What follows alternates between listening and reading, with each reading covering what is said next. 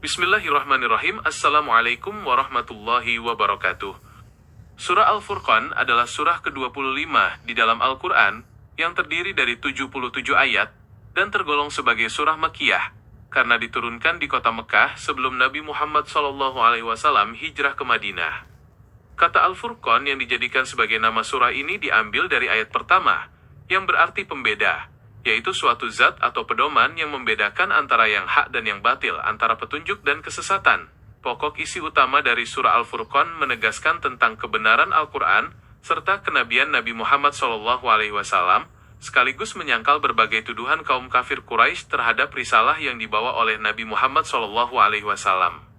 Di dalam surah ini juga diuraikan mengenai bukti-bukti kekuasaan Allah Subhanahu wa Ta'ala di alam semesta, hari kiamat, serta azab yang menimpa umat terdahulu yang mendustakan para rasul utusan Allah Subhanahu wa Ta'ala.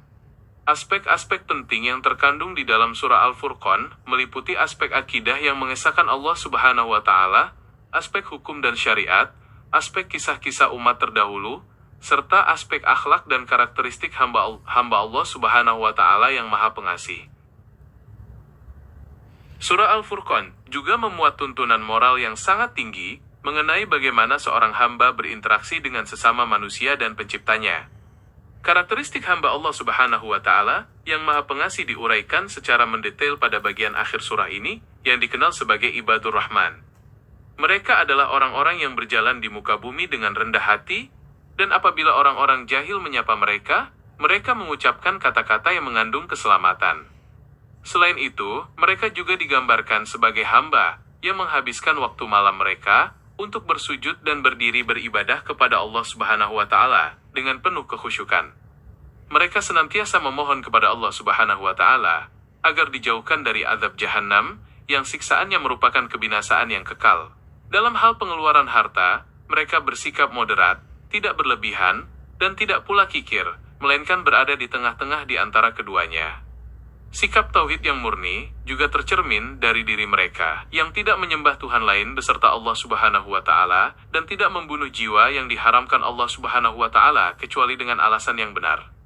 Mereka juga tidak melakukan perbuatan zina, dan barang siapa yang melakukan demikian itu, niscaya dia menemui hukuman yang berat.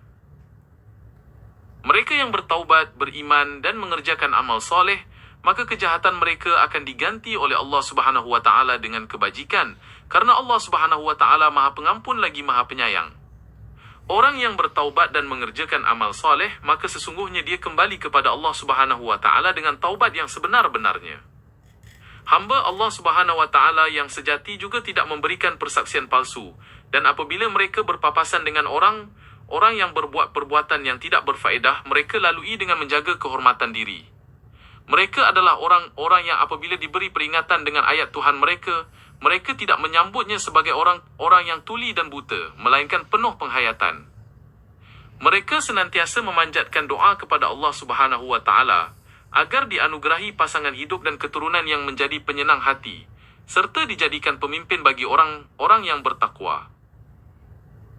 Mereka akan diberi balasan dengan tempat yang tinggi di surga, yaitu surga Firdaus, disebabkan kesabaran mereka, dan di sana mereka akan disambut dengan penghormatan dan ucapan selamat.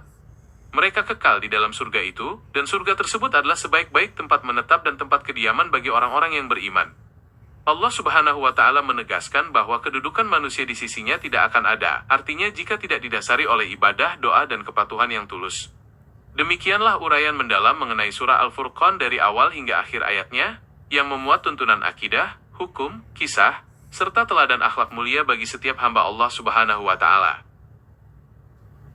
Kelanjutan dari uraian surah Al-Furqan ini menegaskan kembali kemuliaan Al-Quran sebagai petunjuk hidup yang diturunkan secara berangsur-angsur oleh Allah Subhanahu wa Ta'ala guna meneguhkan hati Nabi Muhammad SAW serta para sahabat dalam menghadapi berbagai tantangan dakwah dari kaum musyrikin.